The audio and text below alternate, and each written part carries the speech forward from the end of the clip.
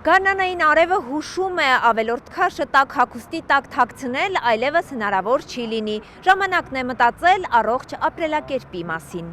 Ավելորդ քաշը գլխացավանք է բառիս ամենաուղիղ իմաստով։ Վատ ինքնազգացողություն, դանդաղաշարժություն, կոմպլեքսներ ու որ ամենակարևորն է հիվանդությունների առաջացման մեծ հավանականություն։ Մայրաքաղաքում իրականացված հարցումները հաստատեցին, ավելորդ քաշն ավելի հաճախ երիտասարդներին է անհանգստացնում, ավագ սերունդն անտարբեր է։ Հետևել քաշին։ Հələ ինձ նայեք։ Հետևում եք։ Չէ։ Հետևել քաշին։ Երբեք չեմ հետևել, չեմ էլ հետևում, բայց ոչինչ։ Որտեվ ես ֆիզիկական աշխատանք եմ անում, սպորտ եմ անում, թող ուտեն, բայց չափի մեջ ուտեն։ Չէ, անպայման հետևում եմ, հետևողական եմ ու շատ գոհ եմ ինձանից։ Ավելորդ քաշին հետևում եք ձեր սննդակարգին։ Սննդակարգ չեք պահում, որ ճիշտ ծնվել։ Չէ։ Եթե քեզ խանգարում է այդ քո ինքնավստահությանը, ինձ թվում է կարելի է հետևել դրան ու հասնել քո ուզածին։ Ուտել առողջ։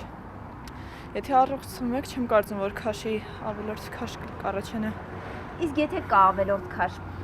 ազատվել ամեն գնով։ Իհարկե ոչ, առողջությունը ամենակարևորն է։ Առողջ ապրելակերպն իհարկե ամենաիդեալական լուծումն է, միայն թե այս ճանապարհը դժվար է անցնել։ Էնդոկրինոլոգ դիետոլոգ Հասմիկ Հայրապետյանը խնդրին ամեն օր է բախվում։ Ցավոք սրտի մենք բժիշկներս հանդիպում ենք բուժառուների, երբ արդեն իրենք բազմաթիվ սննդաբաների մոտ այց են ունեցել, մարզվել են, լիքը դեղեր են ընդունել ինքնուրույն, տարատեսակ դիետաներ են եւ դետոքսեր են կիրառել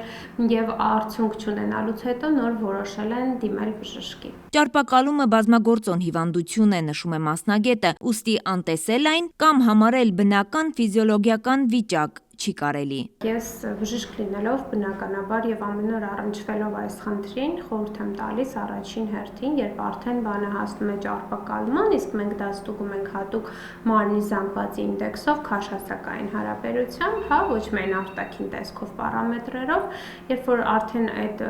շեմա անցնում ենք հավելյալ քաշի եւ ունենք ճարպակալում դաս առաջին, հա, այդպես ասեմ, ապա մենք պարտադիր պետք է դիմենք բժշկի։ Նիհարել արագ եւ առանց մեծ ջանքերի։ Վերջին շրջանում նիհարելը կարծես նոր թրենդ է ստացել։ Եթե մի քանի տարի առաջ նիհարելու հիմնական տարբերակը դիետան ու մարզումներն էին, այսօր ավելի ու ավելի շատ մարդիկ նախընտրում են հեշտ ճանապարհը, դիմելով տարբեր դեղամիջոցների։ Վտանգավոր է արդյոք միտումը։ Այժմ Հայաստանում եւս, ինչպես ամբողջ աշխարհում տարածված են քաշի իջեցնող տարբեր դեղաձևեր, հա, դեղորայքներ եւ բերանային ընդունման ձևով խմելու հաբեր եւ իհարկե այժմ շատ մոդայիկ դարձած այդ պեպտիդները, որոնք ենթամաշկային ներարկման ձևով մարդիկ վերցնում են եւ ինքնուրույն ստանում են, բայց դրանք բավականին լուրջ դեղեր են, ի սկզբանե նախատեսված են եղել շաքարային դիաբետի բուժման համար, սակայն որպես ոնց որ կողքից էֆեկտ տեսել են մարդիկ, որ նաեւ նիհարում են եւ դրա արդյունքում սկսել են կիրառել որպես ճարպակալման բուժման ժամանակակից թերապիա։ Բժշկուհի Հայրապետյանը կտրուկ մոտեցում չունի այս հարցում։ Ինքն էլ շատ հաճախ նշանակում է բուժառուներին, միայն թե առանց մասնագիտական խորհրդատվության, ինչպես ասում են, հոնքի տեղ կարող եք աչքը հանել։ Ես հորդորում եմ, խնդրում եմ, որպեսզի ինքնաբուժմամբ չզբաղվեն, քանի որ դրանք կարող են ունենալ բազմաթիվ կողմնակի ազդեցություններ, բարդություններ կարող են առաջացնել ընդհանուր միջև անգամ կոմա։ Այնպես որ առանց հետազոտման նախքան ստանալը տվյալ դեղերը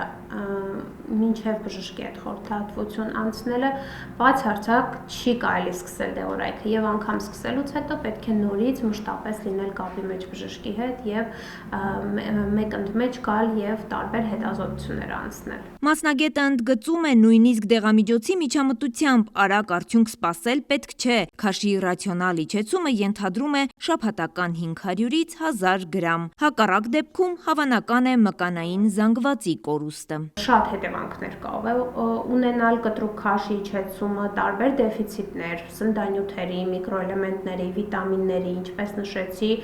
սարկոպենիան ամենավտանգավոր բարդությունն է, դա հենց մկանային զանգվածի կորուստն է։ Եվ ինչ ենք հիշում, որ ամենակարևորն է, որ ինչքան դեղորայք մենք ուզում ենք ստանանք, անկյունաքարը դա կենսակերպի փոփոխությունն է, դա